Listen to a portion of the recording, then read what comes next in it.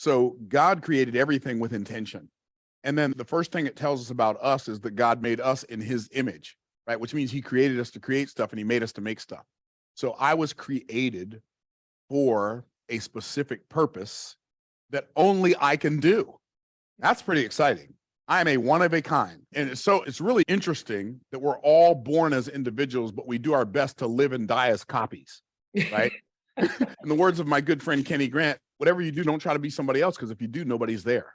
Yeah. The person you're trying to be is not there and you're not there, so nobody's there. So I submit to you that you are not just okay for the purpose for which you are created. You are the only person who's perfectly fitted to the purpose for which you were created.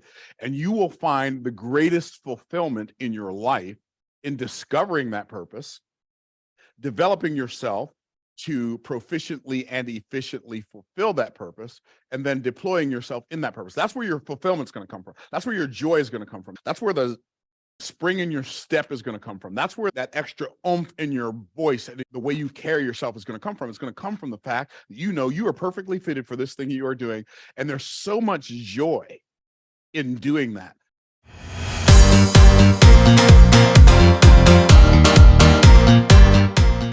Welcome everybody to this call with the amazing Myron Golden today. Woo! So excited to have Myron as a guest, and a lot of you are probably familiar with Myron because he's pretty well known, but he's been in marketing and sales since 1985, and he's definitely a boomer.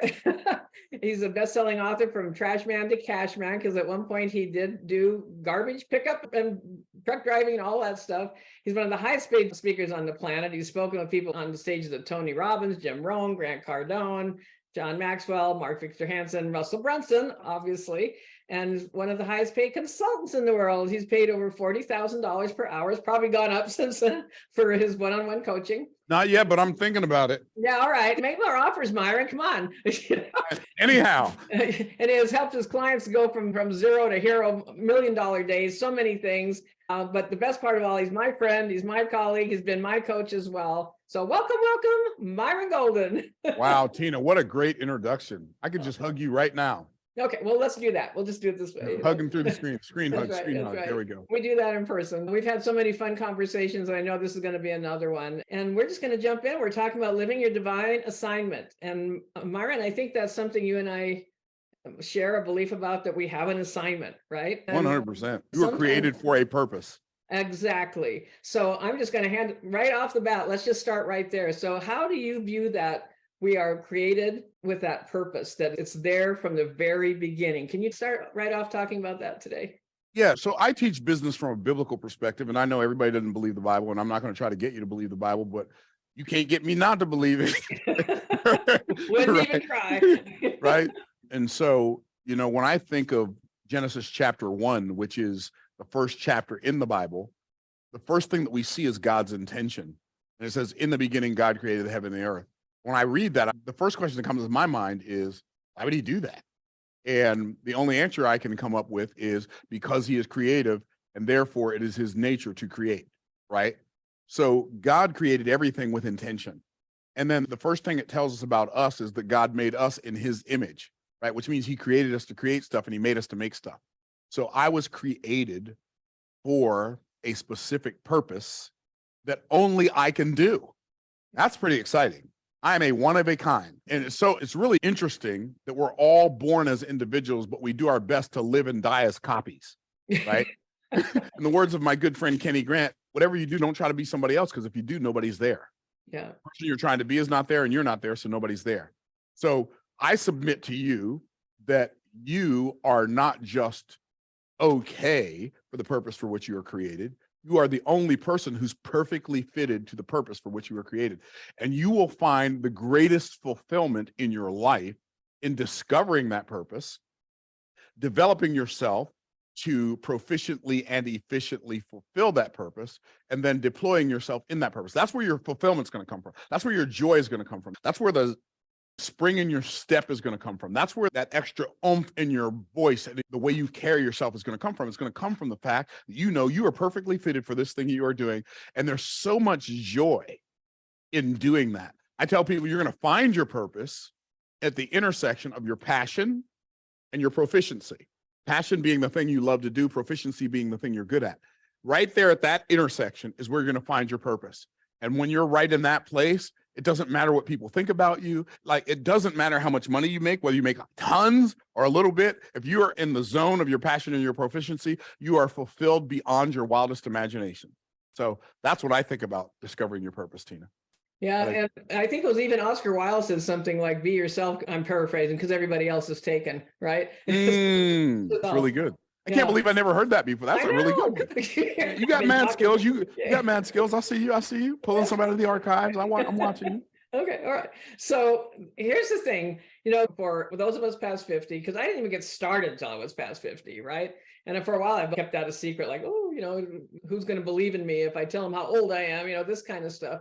And so I think I consider myself to be a late bloomer for sure, but everything led up to me discovering copywriting when I was past 50 and deciding I'm going for it, right? So I know even in our audience right this very minute, there's people who are like, well, I'm not sure what mine is. How do I find it? I don't think I have one. I'm just like everybody else, even though we're saying, no, you're not actually, you're really not. So what would you recommend to someone that's feeling like, I'm not sure what it is? What is my purpose? I would say that I get that that's what you believe, but I'm going to disagree with you if you say you're not sure what your purpose is. I think it's more you're not sure that your purpose is allowed to be what you think it is. Like, most people don't trust the purpose that's inside of them because they're too busy trying to fit into a mold that somebody else gave them. My parents told me this, and my teacher told me this, and my college professor told me this, and my boss told me this. And so what happens is most people spend their life either believing in what I call their identity, and your identity is all of the things that everybody around you all your life told you you are not. You're not smart enough. You're not pretty enough. You're not tall enough. You don't have enough degrees. You're just basically not enough. Right? You don't sing good enough. You don't talk good enough. You don't look good enough, whatever. Right? So that's your identity. What most people do is they try to compensate for their identity with what I call their mydenity. And that's the fake identity they make, that fake persona that causes them to posture and pontificate and act like they're something they're not. So that's their mydenity, which is also a different form of a identity. And what they really need to do is they just need to yield to what I call their I am identity. And that's the identity that God knows they are. If I am who God knows I am to be, if I agree with who he says I am, and he's the one that made me, then I'm going to come a whole lot closer to fulfilling my purpose than I do if I am going around either believing all the lies that people told me about myself or trying to prove those people wrong. I just go ahead and own the identity that God gave me. Then it doesn't matter what people think. I mean, it matters to them, but it don't matter to me, right? Because if you are doing something good, you're going to have haters. But I've got good news. Your haters are your elevators. It's a good sign if you have some. It's a good sign if you have some. It means you're doing something. And then your celebrators will come alongside you, and you don't even have to talk to your haters. Your celebrators will fight off your haters for you. Yeah, it's nice to have a little army of people that are willing to do that and step right up, because I think a lot of people are held back, men and women both, but I think it might be a little more weighted on the women's side of, oh, I want everyone to like me, because we were kind of enculturated that way, raised that way, be nice, behave yourself, don't speak out of turn. When I was a kid, I was made fun of in my family for talking too much. And then I kind of laugh now, last laughs on, because look what it brought me, but it took me a long time to get there. So, they say success leaves clues, right? But do you think that our purpose also leaves clues, that the things that when we look back at our lives, a lot of us have been through tough stuff. You have, I have, we all have. And so how do you think you find the clues from what your life experience is up to this point? Again, I think largely it's more about trusting than it is finding. I think most people know. I think they know, intuitively what you're supposed to be doing. But somebody told you, you don't play the guitar good enough to be a singer or to be a musician. You don't sing good enough to be a singer. You don't act good enough to be an actor. And so we're so busy trying to overcome the identity with the mydenity that we never just rest and trust. Like, it's interesting. I do something very unusual in the marketplace, Tina, I think. I don't see a lot of people teaching business from a biblical perspective, because most people would think, like, what do those two things have to do with each other, right? Well, nothing if that's not your purpose, right? But if it's my purpose, it only has everything to do with everything. The Bible has a lot to say about business. The Bible has a lot to say about finance. But most people who know anything about the Bible, most of those people only know a little bit about what it says about money and almost nothing that it says about business, but it's all in there, right? There's a verse in the Bible that says, do you see a man diligent in his business? He shall stand before a king. He shall not stand before mean men. Oh, so if I'm diligent in my business, that will get me in the audience of people who can impact my business in a great way. Okay, I can be diligent, right? But if I didn't have a business lens when I was reading the Bible, I would miss that verse altogether. I mean, it might as well not even be there, right? Well, that's where you come in real handy because you can interpret that. You can interpret that. And for whatever a person believes, the wisdom is there. The wisdom is there. Whatever you believe the source of it is, the wisdom is there. And so I love how you do that interpretation. Like, oh, this is how it applies to life now. It's not all about then, it's about now. It's actually very modern and current, right? And very modern, very current. Advanced. It's like it teaches you how to live your life right now. And it's really interesting. So personally, I believe the Bible has one interpretation. Like it means what it means. It says what it says. Like it can never say what it's never said. And it can never mean what's never meant. It has one interpretation, but it has many applications, right? So it means what it means, but I can apply what it means to my life today, right? I can look in the Bible and see all kinds of stories that people did things and didn't do things, did things they should do, but also did things they shouldn't do. And I can apply that to my, like when it tells me something that like Saul was afraid to fight Goliath, for instance, I see that. Okay. The interpretation is that Saul, who was the king, was afraid to fight Goliath. That's the interpretation. But the application is I can either be a king over my assignment that's afraid to face my giants, or I can be one that's willing to face my giants. Now I can apply that to my life. See what I'm saying? Oh, absolutely. So let's do that a little bit with mindset kind of things, because I know that there's all kinds of scripture, but I've heard you say that have to do with how we think. And so when you talk about that, okay, we came in with a purpose, little spongy brain as a baby, and so many things then started getting programmed in that we were not even aware of as infants and had no control over, but yet the science of it would create neural pathways that become what I call habits of thought. This is how you think. And sometimes you don't even know where that thought came from. We think 70 or 80,000 thoughts a day, way too many to even sort through. But yet there's certain ones that rise to the top because we've always thought them. And so then we get into the defending to the death our limitations, right? I can't do that. I can prove to you why I can't do it. I've never been able to do that. And people almost take on a sense of pride in proving their limitations, right? So go, Myron, let's rearrange their brains. So yeah, it's really interesting. First and foremost, I believe that if you are created for a purpose, the experiences that you have are going to be uniquely designed to prepare you for that purpose. Like you said, you have to have the right mindset. So it's really fascinating when you look at a concept like the law of polarity. So, you know, we've got the laws of physics. We got the law of energy conservation. Everything's energy. Energy is neither created nor destroyed. It just changes form. We have the law of entropy. Anything left to itself tends to move more and more towards disorder. But we also have the law of polarity.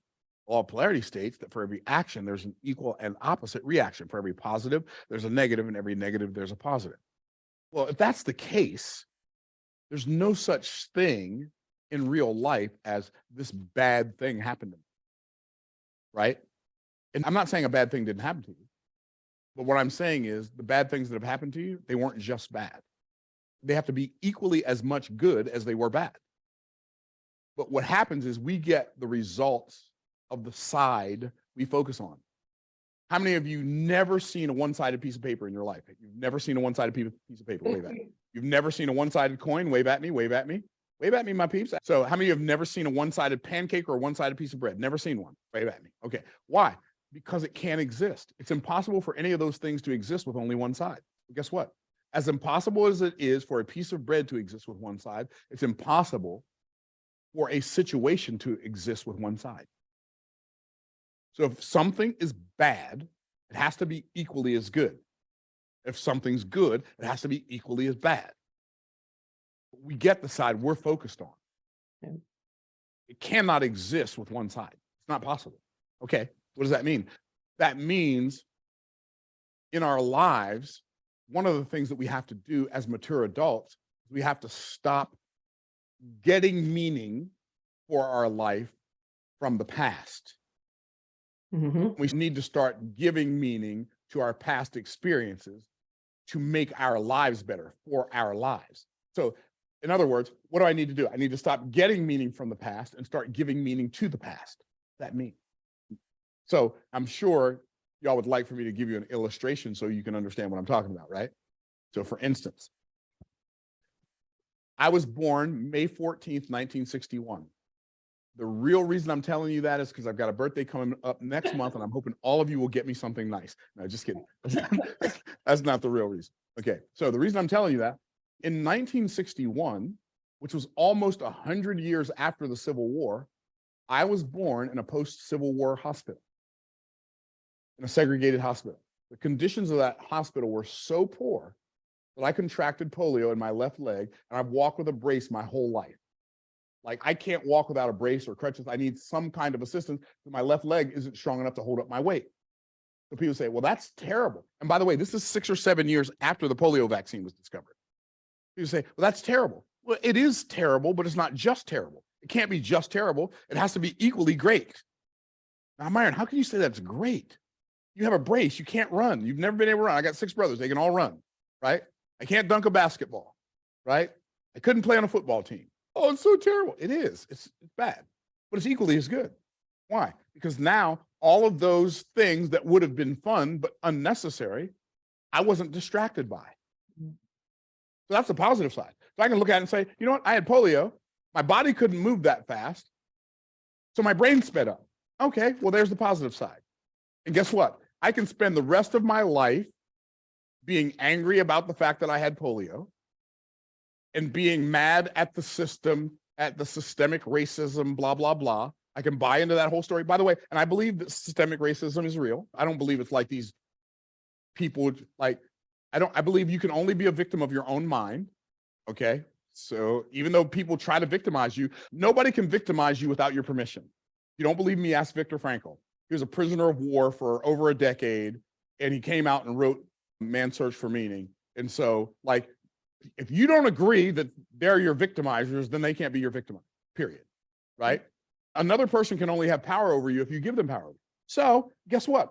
What if I look at this situation, the racist people who wouldn't let Black parents have their babies in Tampa General, they meant it for evil. What if I looked at this situation and I said, okay, Joseph's brothers hated him in the Bible. They wanted to sell him into slave. He ended up spending like 12 years of his life as a slave in a foreign country because his brothers hated him. And when their dad died and his brothers thought he was going to get him back, here's what he said. He said, you meant it for evil, but God meant it for good. So what if I just look at it like this? Okay, racism meant it for evil, but God meant it for good. Oh, it's a two-sided coin. And guess what? I get to pick the side I focus on. In every situation in my life, I get to pick the side I focus on. You get to pick the side you focus on. And the side you focus on is either going to empower you or it's going to disempower you. If it disempowers you, you're going to use it as an excuse not to fulfill your purpose. If you allow it to be like a source of power, you can use it to energize you and empower you to help you fulfill your purpose. It's so interesting. Like, Joseph was Jacob's son in the Bible, right? So fascinating. By the way, Jacob had 12 sons. One of his sons was hated by the rest of his sons, by his 10 older brothers. Joseph was the second to the youngest. He's hated by his 10 older brothers. They threw him in a pit. They tore up his coat of many colors. They took it back to their dad and said, look, I don't know what happened to your son. Well, you know what happened. You threw him in a pit. When you came back to get him to sell him into slavery, he was gone. Right? That's what happened, but you lied to your dad. And so because they lied to their dad, when Joseph had the plan to save everybody's life from the famine, and his dad found out he was still alive, Joseph and Jacob had the exact same circumstances, except Joseph was in them. He had to live his life knowing his brothers hated him, knowing his oldest brothers created an experience in his life that caused him to be a slave for over a decade. When Joseph's father met Pharaoh, Pharaoh said, how old are you? I think Jacob was 138 when Pharaoh asked him this question. He said, so how old are you? Here's what Jacob said. Few and evil have been the days of my life. What are you talking about, bro? You're 138. Yeah, I know. One of your children you thought was dead, you found out he was alive, and you're saying, why are you not celebrating that instead of lamenting all the time you thought he was dead? Few and evil have been the days of my life. You lost one son. You still had 11 left. Few and evil have been the days of your life. Really? That's your best answer? You found out the son that you thought was dead. You found out he was alive. And not only is he alive, but now he saved the rest of your family. And all you can say is few and evil have been the days of my life. Joseph, same scenario, same situation, but he described his life in a totally different way. You know how he described his life? I have been fruitful in the land of my affliction. What does it sound like he's focused on? He's focused on the blessings that came as a direct result of his burdens. They're both always there. Like, people are going to get sick. People are going to die. We're going to lose loved ones. We're going to lose jobs. We're going to lose fortunes. But that stuff can't be just bad. It's not possible. Like, I'm listening to it rain right now, right? It's raining outside here in Tampa. Like, it's raining hard. I can tell because you can hear it. I can hear it. Back in December, I was doing my challenge, my Make More Offers challenge. And on day 4, it started raining like this. And then our drain on top of the roof got clogged up with some palm leaves, and it started raining in the building. It was flooding. It was like a waterfall in the back part of our building. It cost me tens of thousands of dollars to get that renovation, get all that flooding damage fixed. And then after that, and then ServPro came and they brought these air dryers and floor dryers and stuff, and then found out after the fact that my insurance wasn't going to cover it. So now I owe them $13,000 more on top of the tens of thousands of dollars. Oh, that's so terrible. Well, I guess it could be. Or maybe I could just say, thank God that the building didn't burn down. Yeah. That would have been worse. Then we'd had to rebuild a whole new building. Or I could say, you know what? At least we got to continue the challenge. Like, I don't have a choice over happenings. I don't have a choice over what happens to me. I don't get to decide everything that happens to me. But here's what I do get to decide. I get to decide what it means to me. I get to decide what I'm going to focus on. I get to decide what I'm going to do next. And I always make sure those 3 decisions are empowered.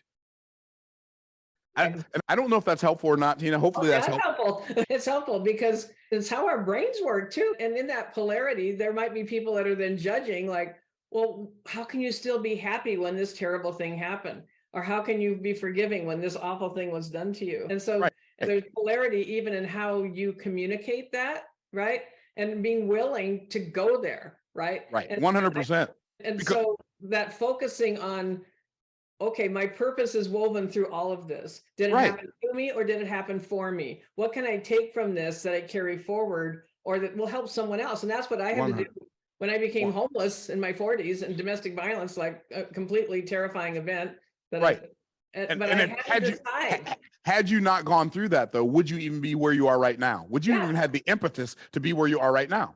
And so I don't spend time going back and saying, oh, I wish that hadn't happened. And why did that happen? Oh, but somehow I knew, and I think this is that thread of divine that is woven through everything. If we just watch and listen and pay attention, because even then it was like, I'm not going to be a survivor. I'm not going to be a victim of domestic violence. I've never called myself that, but I'm going to be a thriver. It has to count for something. I have to make sense of this by making it count for something and making a decision right then that had to happen, even if I didn't know how. I think that's one of the reasons why you and I get along so well, Tina, is because we have that same perspective. Yeah, this is a little lemony, but I think we add a little sugar to it, a little water, we might turn it into some lemonade.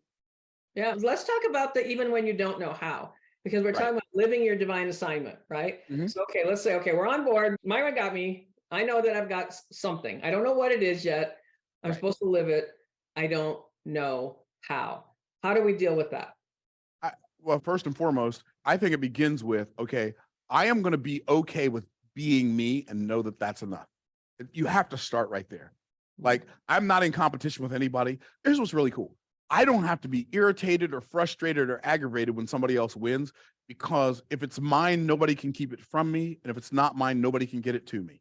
So I can celebrate every winner who's ever walked across any platform to receive their awards. Whether that award be money, time, effort, recognition, I am in competition with no one.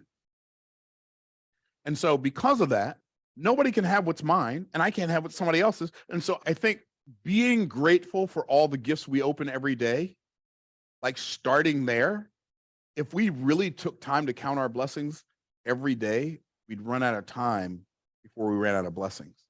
I wake up in the morning. Wow. I know how to wake up. I know how to get up, but I don't know how to wake myself up. There are people who went to bed last night who didn't wake up this morning. There are people who went to bed in this world last night who did not wake up this morning. That's a gift. And then I open my eyes and guess what? I can see. Now I know how to make myself look, but I don't know how to make myself see. So that's a gift. And then I hear the birds. I'm thinking, I know how to listen, but I don't know how to make myself hear. That's a gift. I get up, my hands will hold and my eyes will see, my nose can smell, my feet can carry me. Maybe not as fast as yours, but they can carry me. It's a gift. It's all a gift. I come downstairs in my house. Oh, I have a house. Everybody doesn't have a house. There are people who live under a bridge and have been living under a bridge for years. It's a gift. The fact that I live in a house is a gift. Yeah, but Myron, it's not just a gift. You worked for it. Okay. The ability to work and have a skill is a gift. And the ability to have cognitive awareness enough that people would be willing to pay me for the value I bring into the marketplace. That's a gift. Yeah, I still have to do it, but the ability to do it was a gift. I didn't have to receive that gift. So I can go through my life every single solitary day of my life with an attitude of gratitude for all the gifts I've opened. Start there. You start with gratitude, it'll help you see so many other things, especially when you're grateful for the things that other people lament. When you're grateful for the painful things, when you're grateful for the difficult things. And instead of saying, God, can you please help me get out of this situation? Instead of that, how about this for a prayer? Lord, help me get from this situation what you want me to get from this situation. So when I get through this situation, I'll be able to help somebody else through a situation that's similar to this. See how much better that is? Amazing That's one. way better than just, oh, this is so terrible. Oh, woe is me. Well, woe is you. If you woe yourself, you woe. But you don't have to woe yourself. You can celebrate everything. Like you can treat everything as the gift that it is. Even pain is a gift. I read a book a long time ago, and I think it may have been called The Gift of Pain, but I don't remember the name of it. The guy was talking about how leprosy, like people used to think that when somebody got leprosy, that like their toes would fall off, their fingers would fall off. But then they found out that wasn't what happened at all. They found out what happened when you have leprosy. It's a neuro disease that attacks your nerves. You can't feel pain. And so you can't feel pain and you lose circulation. And then you start to develop like numbness and like your skin starts to deteriorate, your flesh starts to deteriorate. And what happened, they found that when people fell asleep, that rats would come and chew off their fingers. Oh my gosh. They didn't know it. And so the guy was talking about how pain is a gift that alerts us that something's wrong. Wow. Pain is a gift. Oh, so this pain in my shoulder from playing too much golf, that's a gift. Probably a gift that's saying, Myron, play less golf until your shoulder gets better. Or I can say, oh, I can't even beat my son-in-law anymore. Life is so terrible, right? Everything is a gift. Let's start there, okay? After we start there, know that you are good at something. And the thing that you are good at is probably your path to prosperity. Some people say, but Myron, I'm not good at anything. All I know how to do is cook. You can't make any money cooking. Is that a fact? How about the Rachel Ray? Yeah. Right? Myron, all I knew how to do is keep house. You can't make any money keeping house. Really? Tell that to Martha Stewart. I think she's a billionaire with a B, keeping house and taking pictures and shooting video while she's keeping house. Myron, all I know how to do is ask questions. You can't make any money asking questions. Really? Tell that to Oprah Winfrey. She's a billionaire with a B, and all she did was interview people in front of their own audiences until she migrated their audiences to her. Like, there's nothing that's not valuable. No one thing is valuable to everybody. Everything is valuable to somebody. There's lots of marketing lessons in this. Lots of marketing lessons in this. Lots of marketing lessons. So what we want to do is we want to just say, okay, what can I do? And here's what I found out. If you will be your true and authentic self, like I love the Bible, I love business, I love the concept of financial literacy, I love where I see those things intersect. I love sharing those ideas with people, even though most people in the business realm wouldn't think the Bible has anything to say about business. Most people in the church realm don't think the Bible has anything to say about business. So I just show up as my true authentic self and I let it attract who it attracts. Right. So here's the beautiful thing about business. I don't have to find people to sell stuff to.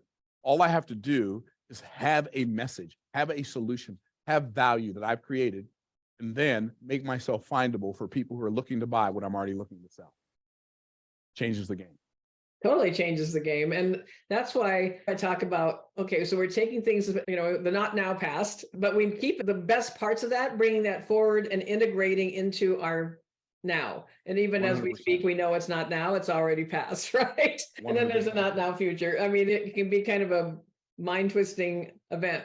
But the point is, all we have is this moment. And so if we bring the things from the past and integrate them into what can I do with that now that might be completely different than what you were doing? When you're talking about the personas and things, I mean, I found that a lot of times people that I've worked with as clients that have been in business for a long time, or maybe they've been in a corporate structure, they don't even know who they are anymore. It's just kind of 100%. lost because they put on that fake me Yeah. that you were talking about. I can't remember exactly how you referred to it, but just Yeah. a persona, it's sort of a mask. It's kind of a costume almost, stepping into. And so when we can peel back those layers and get to who's really in there, that unique self that was created with all the potential to have a calling and to fulfill it. Right? 100%. So Tina, here's what's really interesting. I read a bunch of books recently by Dan Sullivan and Dr. Benjamin Hardy. One of the books I finished recently was called The Gap in the Game. And one of the things he said in there, so Ben asked Dan, he said, of all the advice you give people, what's the most significant, Dan Sullivan's in his 80s, I think, right? So he's a renegade boomer as well. And by the way, he's got a mastermind. I think his mastermind costs $24,000 a year. But anyway, so Dan Sullivan, Ben asked him, because Ben's like 35. So of all the advice you've ever given people, what's the best advice you have for your clients? He said AMB. AMB, yes, always measure backwards. Hmm. And so what most people do is they measure forward and they see how far they're not that they feel like they should be. Like if you measure forward, you always feel less than. You always feel like you're not doing enough. You always feel like you're not far enough ahead. But if you measure backwards, where was I 10 years ago?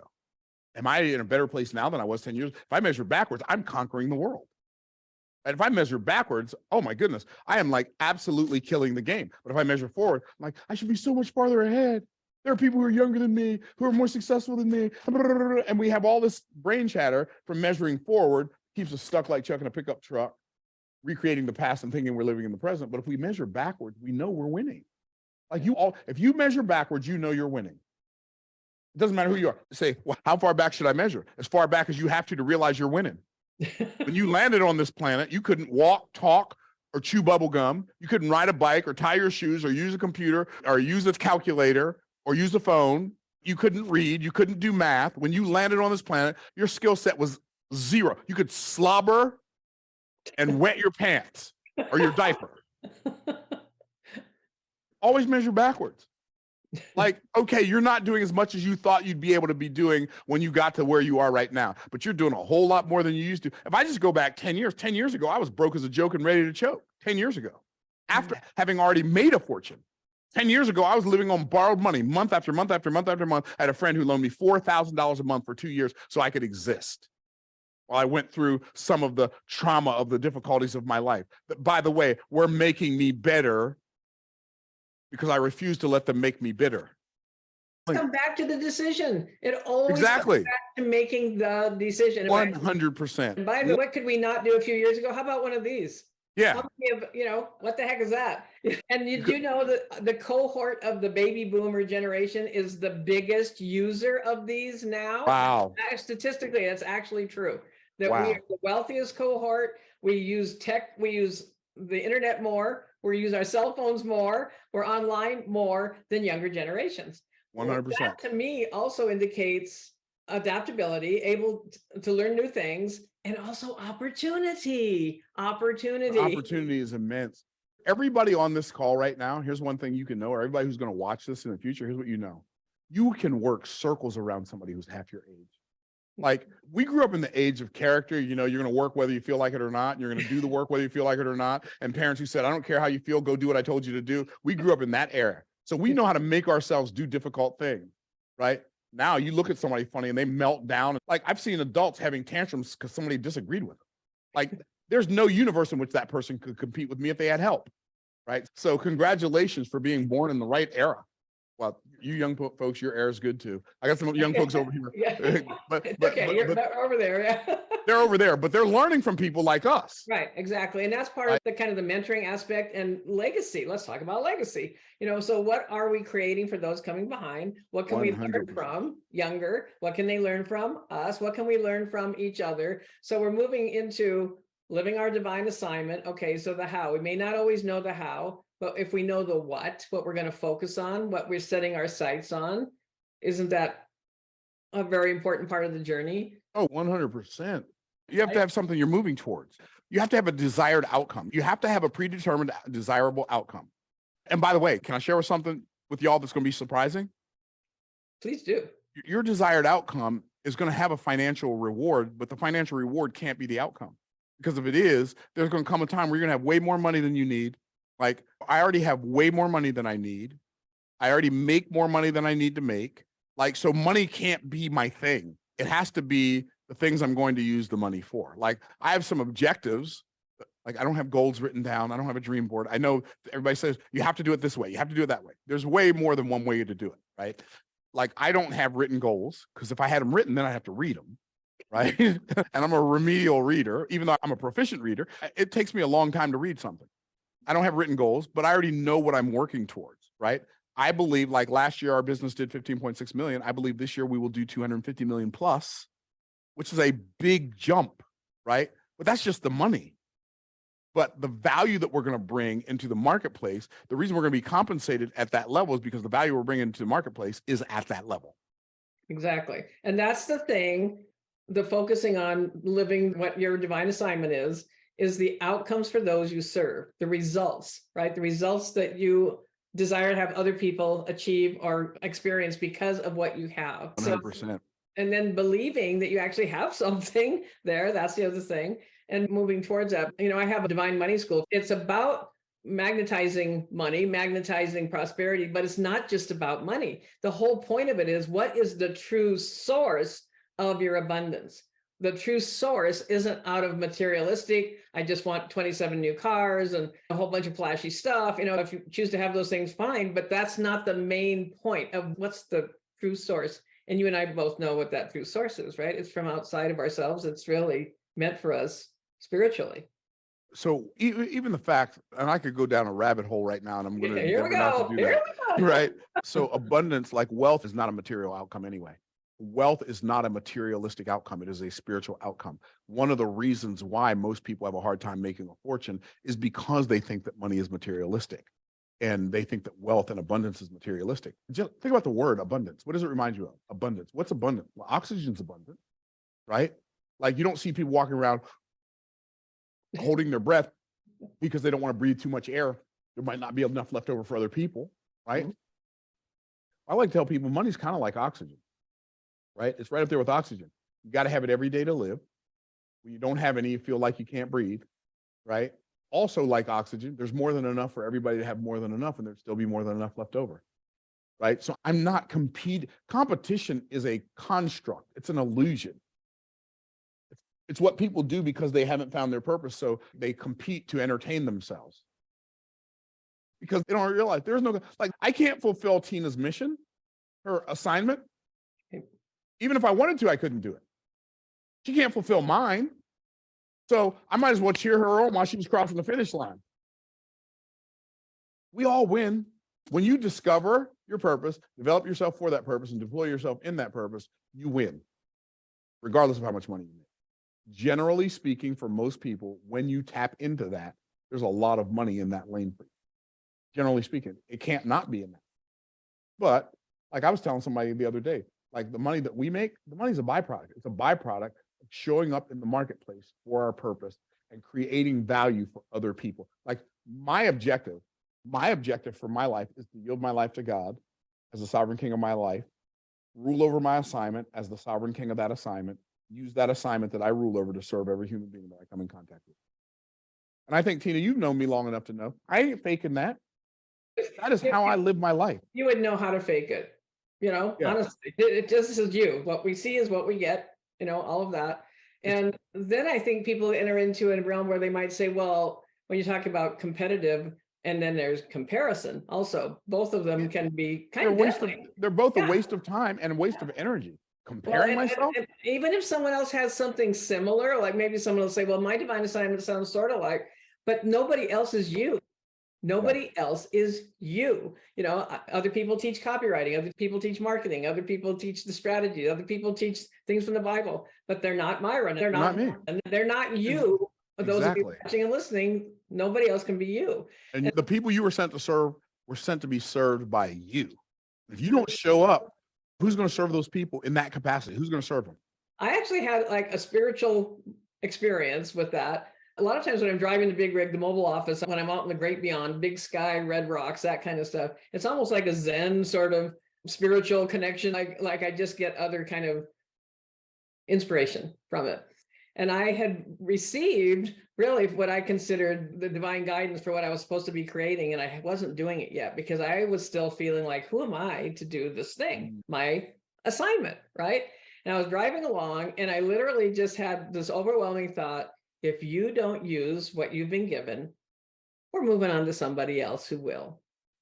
Yikes. Yeah, seriously. And that's when I started talking about the things that I felt that I was meant to be doing next, right? Because it was literally kind of like, excuse me, while we smack you in the head and tell you it's a gift you're given that's for you, but we can find somebody else to fulfill it if it's not going to be you. And it's like a moral obligation, really, of doing the thing. Like, who are you not to do the thing? I think Marianne Williamson has a quote like that. You know, when people say, well, who am I to do that? Well, who are you not to? So let that just go by. If you believe anything at all about this being like an assignment, and I call it a divine assignment, who are you to say no to that? Right. And you have the choice. I mean, you can make a decision. You have the choice to say no and just disappear into, the end of life Right. comes and you didn't do the thing. It's fascinating to me, Tina, that if God trusted me enough to put this assignment in me, how could I possibly think that my judgment is better than his and I think I'm not worthy? Oh, I love that one. Yeah. Like, how absurd is that? Are we really going to face off with that and argue that point, Yeah. So what advice do you have then? Because I know that there's people that will tell me, well, I'm really scared. I'm really scared to do this, or I'm terrified to do this thing. I want to have this transformation, but I'm afraid. What would you say to that? Well, the first thing I would say, because I'm a geek and a little bit weird as well. Well, I love you. And I'm feeling it. Okay. So the first thing I would say is, I get that you think you're afraid, but you're not afraid. You have anxiety, and there's a difference, even though they feel the same. So here's what I mean by that. If you're taking notes, this is a good writer downer. Fear is caution over a real and present danger. Fear is caution over a real and present danger, which means if there's no real or present danger, there can be no fear. For instance, we have alligators here in Florida. I don't know where you live, but maybe y'all have alligators, maybe y'all don't. But every now and then, when you're at the golf course, your golf ball will end up near an alligator. It's just bound to happen. I'm sure it's happened to me 10 times in my life, right? So a couple weeks ago, I'm on the 18th green at Tampa Palms. Hit my ball, went over the green a little bit. I got ready to go chip it up. Now, there's like a 7-foot alligator. I think I'll leave that ball there for that alligator, and I'll just drop one from somewhere else. He can have that ball. So that's fear. See, fear is a good thing. Like, fear can be a good thing. It'll protect you from dangers. Anxiety is terrible. Anxiety feels like fear, smells like fear, sounds like fear, creates the same physical reactions in your body as fear, but it's not fear. Why? Because anxiety is caution over a future imagined danger.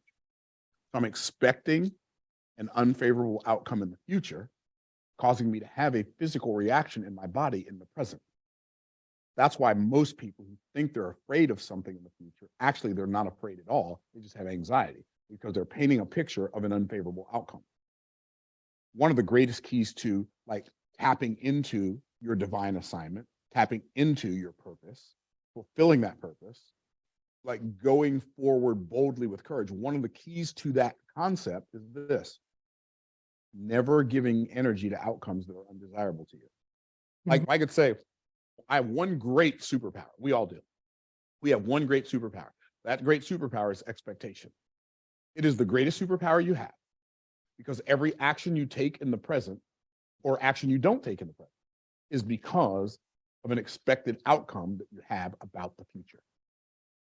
So your expectation of the future controls your actions, your execution in the present. So if I want to have better execution in the present, I have to make sure I intentionally have better expectations for the future. Is what I'm saying making sense? Wave at me, my peeps. If what I'm saying is making sense. And so what we have to do is we have to deliberately, and even if it means, okay, but I don't know what that looks like, sitting down, figuring out what it looks like, and writing out a clear description, what it's going to look like and what it's going to feel like when you are achieving that thing or while you are doing that activity, even if it means that. Writing it out and then reading it out loud until you install it as a belief. As my daughter likes to say, you'll have to practice it purposefully until you can produce it passively, right? So it requires intention at first. So for me to expect outcomes I desire requires almost zero intention or effort on my part. Why? It's what I've been doing for the last decade and a half of my life, only expecting favorable outcomes, which caused me to take favorable actions, which causes me to produce favorable results. But if I'm expecting an unfavorable outcome, am I going to walk towards an unfavorable outcome? Am I going to go running boldly into the future of unfavor? No.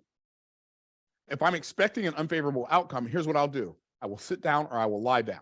I will anticipate it until it robs me of all of my energy. See, expectation manifests as two totally different kinds of emotions. So I expect something in my head and it causes me to feel like if the expectation is favorable, it's going to give me this feeling of anticipation. When I'm expecting a favorable outcome, I have anticipation. What's anticipation? Anticipation is the energy I get when the outcome I expect is desirable to me. When I'm desiring the outcome I'm expecting, then it gives me energy to work towards that outcome. Does that make sense? Yeah, absolutely. When I'm expecting an unfavorable outcome, it robs me of the energy to take the action that would keep that unfavorable outcome from happening. That's why worrying about a thing makes it happen, because worrying about the thing robs you of the energy to take the action that would keep the thing from happening. So it's a vicious cycle. So for me, people say, well, Myron, you make success look so easy. But for me, success is easy. But the reason it's easy is because I only allow myself to expect favorable outcomes. And when I find myself working towards an outcome, for instance, we have this project, we have this $100 million project that we're working, right? And I worked as far as I could and I didn't know what to do. But I knew I'm going to create this thing. And I didn't allow myself to start thinking, well, I thought I was going to be able to, oh my goodness, what's my team going to think if we don't? And blah, blah, blah. I could have allowed myself to go into that little rabbit hole. I just said, I'll figure it out. And here's what's really cool. Because I decided I'm going to figure it out, even if I don't figure out how, I'm going to figure out who, right? Even if I don't figure out how to do it, I'm going to figure out who should help me do it. And lo and behold, just so happens, one of the people who joined one of our coaching programs has a business partner that is an expert in the very thing I needed. Yeah. And I talked to her, I said, hey, do you think your partner would let me pay her to help us achieve this result? She said, I don't know. I said, well, if you give me your number, I'll call her if it's okay with her. So I called her. She said, sure. She made me an offer. I made her a counter offer. I sent her some money. We're engaged. We're not engaged to be married. I'm married to my wife, but we engaged in the process. We're engaged in the process. And now, inside 90 days, we should close. I mean, if it really fumbles and falls on its face, it'll do $25 million. But I don't expect it to fumble and fall on its face. Most of us would be happy with that kind of a failure. Right, exactly. But I fully expect worst case scenario, it's going to be $100 million. Best case scenario, it'll be 250 million or more. Not just 250 million per year. Well, that'll change your life, right? Yeah. At least a little. So because I didn't allow myself to go, oh my goodness, and start really giving all this energy to what if it doesn't happen, then my subconscious mind starts conjuring up all kinds of images of how terrible it's going to be when it doesn't happen. I just gave all my energy to the fact, well, it's going to happen. Even if I don't know how, I'll figure out who. It'll become evident to me when the time is right. Apparently, the reason I don't know the answer to this yet is because I don't need to know the answer to it yet. I'm just going to keep on working on it. And when I'm ready for the answer will be ready for me. Exactly. The old proverb, the teacher will appear or the solution will appear, because 100%. worry really is the misuse of imagination, or we could say misuse of expectation. That's so good. Worry is the misuse of imagination. You forgot to go like this. Well, and the other thing I wanted to point out is when we talk about energy, it's not just some woo kind of concept. It is a physical sensation of energy. The lift, feel it. right? The lift. And you definitely know when you're there and when you're not. And that's what depression feels like. That's what and anxiety can feel like. It's kind of going sideways, right? But the really true productive energy, that positive energy, it's like an uplift, wouldn't you say? 100%. You know what's really interesting? The biggest danger in only expecting outcomes you desire and like totally disregarding outcomes you don't desire as impossible for you. Like just totally, I mean, like, oh, that stuff happens to other people. That doesn't happen to me. That kind of perspective is going to cause you to be misunderstood by a lot of people who are average. You have to be okay. You have to get to the point in your life where you're okay with being misunderstood, because you will be misunderstood. Some people are going to think you're arrogant. Some people are going to think you're pompous. Some people are going to think you're delusional. Some people might think you're insane. Some people might think you're evil. You have to get to the place in your life where you're okay, not worrying about what you think other people think about you. Yeah. And that also involves not being afraid to show up with whatever your message is, because like you were saying, it's almost like, the beacon of, I talk about this in my challenge when I was doing the challenge of upside down funnel. We start with the skinny end at the top, and we're just bringing in those people that are really aligned with your message. And then it widens out to the wider part of the funnel with what your offers are and what you have for them, but not being afraid to have the messaging that maybe makes it a narrow end at the top, because you're not for everybody. And then when you think you are, you're for nobody, right? 100%. And if you're holding back, that's the other thing about the polarizing aspect and the two sides and all of that, is there's going to be someone that's like, oh, are you crazy? You're talking about the Bible and he's got a beard and she's got purple hair. Something's wrong with this whole thing, And that's okay, because those aren't our people. Those are not our people. Exactly. Bless you and goodbye. And we don't have to waste any of our energy on those people, and they don't have to waste any of their energy on us. They can totally discount us and write us off, and we keep on doing our thing. Right. And not give them any power over you, that one person that said that one thing 5 years ago, you're still ruminating on, right. I mean, this is where that whole decision aspect comes in, of choosing our thoughts, choosing our focus, choosing our intention, and really allowing that divine assignment to unfold. Right. And so I say we're going to bloom longer. Maybe we're a late bloomer, but we're going to bloom longer. And you're coming into a whole new blossoming of what you're capable of, and boom loudly. So good. So Might as well. Why not? I mean, what's the alternative? Sitting quietly in a corner in the shadows and being marginalized and patted on the head, and someone talks louder because you're older, or they talk slower because you're older. We just can't think that fast, can we? You're hilarious. I want to see your stand-up comedy routine. That's what I want. I'm working on it. It's not my divine assignment, however. It's just a sideline. It's just a little sideline, exactly. Maybe.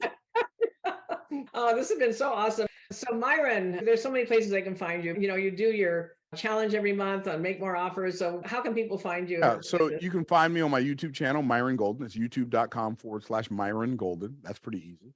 Or if you want to take my challenge for your business, go to MakeMoreOffersChallenge.com. MakeMoreOffersChallenge.com. The VIP experience is $297. The general admission is $97. VIP Platinum is, after you sign up as a VIP, 1 week before the challenge starts, we send out invitations for people to become Platinums. Platinums are the people who get to ask questions during the VIP experience. VIPs are the people who get to listen to the answers to questions. So the challenge will change your life in more ways than I have time to count. It's remarkable. It's transformative. And if you have a business, it could be the catalyst that will take your life to the next level. So MakeMoreOffersChallenge.com. Tina, I got nothing in my heart for you but love, sister. Every time I see you, it makes me happy. It makes me happy to talk to you too. I miss you. And I just thank you so much for being here today. Absolutely. My pleasure. And it's going to grow from here, because we're going to promote this all over the place. Cool. And tell Ron I said hello. All right. Thank you everyone for being here. Thank you, Myron. Love you so much. And I'll be seeing you one of these days soon. All right. Thanks everybody. Bye. Have a great day, y'all. Bye for now. Hey folks, thanks for sticking around. If you'd like more of this great content, check out these videos on the page. And if you're new here, be sure you hit subscribe so you don't miss a thing. And I'll talk to you again soon.